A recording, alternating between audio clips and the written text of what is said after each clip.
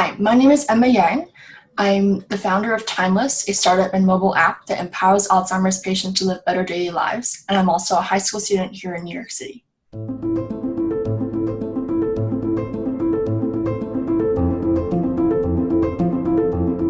Emma, welcome back to the China Current. One of the turning points for this whole global response, not just in the States, not just in New York, is the shortage of personal protective equipment, PPE, but you've been doing something about that. You've been working with your family, also with your school friends. What have you been doing?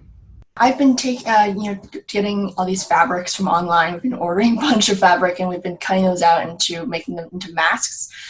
So on my side, I've been cutting out based on like this template, cutting out the patterns for the mask. And then I've been giving them to my friends who have been sewing them together and making them into an actual mask that we've been donating to a lot of hospitals around the city, in the Bronx and Staten Island. We're hoping that this can help to contribute to, helping with the shortage of PPE. Let's talk about Timeless, your app, which has gone through several versions now. What it designs to do, or what it is designed to do, is to provide an ecosystem for a person with Alzheimer's, their caregivers, their doctors, for example, and the other support team, and also the family and friends, so they can feel connected even if they're not able to interact in the same ways as they have done previously. Does that give you a new insight onto COVID-19, given that this is a pandemic where people who are aging are the more acutely vulnerable, or so we're told? Yeah, I think it's definitely given me insight into whether or not we can expand Timeless beyond just the Alzheimer's space, because this is clearly an issue. Connection is clearly an issue not only just for Alzheimer's patients now, but for the elderly population at large who are, working to stay engaged and connected with their friends and family while they're stuck at home. I know that you're very sensitive to this. Not everybody has the ability to purchase a laptop or a smartphone. Not everybody knows how to use one, even if they can afford it. So if that access is taken away, how best do you think that we can interact and take care of our elders if they don't have access to the app, to a phone, to even Wi-Fi at home or data? Well, I think there have been a lot of good initiatives around the city, especially that connecting kind of young people, high school students especially, to, for example, with nursing homes, going into nursing homes, talking to them, ensuring that they are kind of staying active and engaged with someone around them, telling stories, reading to them. So I think those kinds of initiatives that may not be high tech or involving something that requires you to buy something is, still instrumental to keeping them kind of, their mental health is good, making sure that they are kind of staying connected with someone else.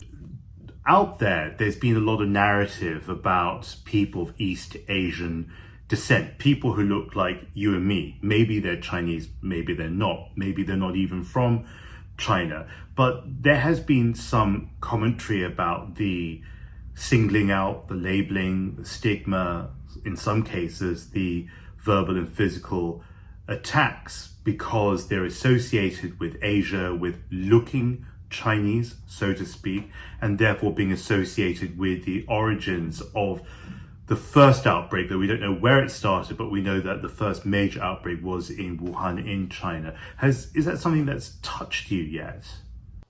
I mean, I'm lucky that I personally haven't been impacted by that, but it's something that definitely my classmates and I have been talking about, when it kind of first started to emerge, not when we locked down, but even when it was on alert that, oh, be careful of Chinese people, they might have the coronavirus. We're like, why is it suddenly okay to have a stereotype of someone, to be racist against someone? It's completely, I think it reveals things that sometimes we have not stereotypes or, prejudices, but biases. It's very easy for those to come to the surface in a situation like this, where everyone is just trying to stay safe and to do what's best they think is for them. But I think that it can lead to people being singling out, like the East Asian community in New York. I think it is strange that in a city like New York, that you think that's so diverse and so, accepting of diversity, here, if you go in an elevator and you speak Spanish or you speak Chinese or any other language, it doesn't seem strange. I mean, you're ethnically Chinese, you're born in Hong Kong, you moved to a great city called New York. Does it make you think differently of yourself, or do you interpret your identity a little bit differently because of this shift that you said you were not aware of before COVID?